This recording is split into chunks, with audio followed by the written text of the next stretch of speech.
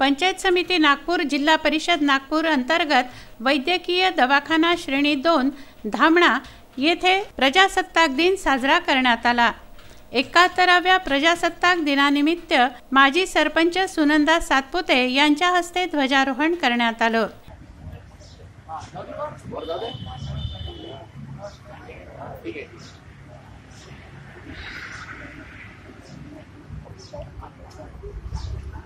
यावेळी पंचायत समिती सदस्य अविनाश पारधी, सरपंच वर्षा बलावी, उपसरपंच माया कडू, तुळशीराम बेहेरे, तेजराव सरोदे, मनोहर एलेकर, राजू पारधी, भीमराव वाईकर, डॉक्टर पवन भागवत, दिनेश इंगळे यांच्यासह जिल्हा परिषद प्राथमिक शाळेचे विद्यार्थी, शिक्षक वृंद व गावकरी उपस्थित होते।